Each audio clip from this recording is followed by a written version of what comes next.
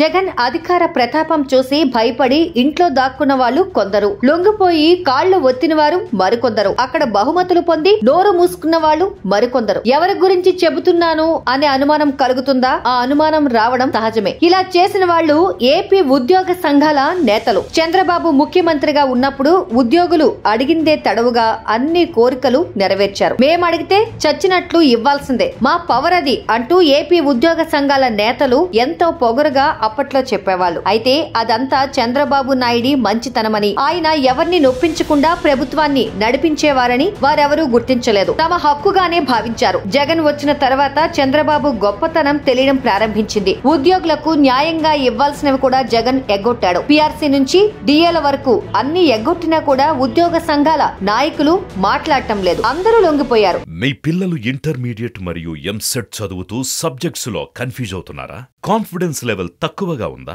Repeated mistakes చేస్తున్నారా? అయితే మీకోసమే ఉంది Rise app. 1 lakh question bank, performance analysis, online classes by experts, ఇంకా మరెన్నో ఫీచర్స్ తో మీ ముందుకొచ్చింది Rise the perfect guide. Description లో ఉన్న లింకును ఉపయోగించి సబ్స్క్రైబ్ అవ్వండి.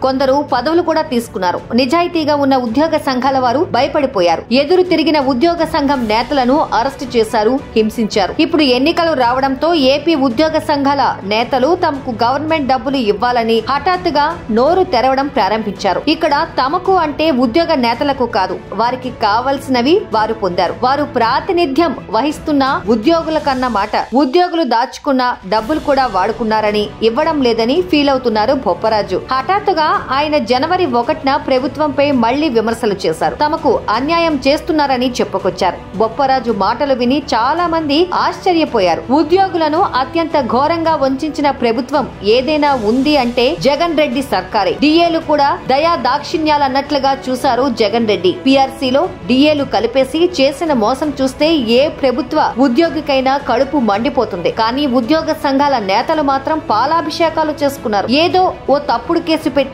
అరెస్టు చేస్తారన్న భయంతో వారు ఆ పనులు చేశారు. తమ భయంతో ఉద్యోగుల ప్రయోజనాలను దెబ్బతీశారు. ఇప్పుడు ఎన్నికలకు ముందు మళ్లీ నోరు విప్పుతున్నారు. కానీ ఉద్యోగ సంఘం నేతలు తమ స్వార్థం కోసం చేసిన పనులతో లక్షల మంది ఉద్యోగుల ప్రయోజనాలను తాకట్టు పెట్టేశారని ఇప్పటికే అందరికీ అర్థమైపోయింది. ఇప్పటికిప్పుడు ప్రభుత్వంపై విరుచుకుపడినా పైసా రాలేదు. అంతేకాదు వారి పోరాటాన్ని ఎవరూ నమ్మరు. రోడ్డెక్కిన ప్రజల నుంచి సపోర్ట్ రాదు. వారు చేసిన తప్పు ఎలాంటిదంటే గతంలో ఏ ప్రభుత్వమైనా ఉద్యోగుల ప్రయోజనాల విషయాన్ని పట్టించుకోకపోతే అడగలేనంత దీన స్థితికి ఉద్యోగ సంఘాల్ని తెచ్చారు.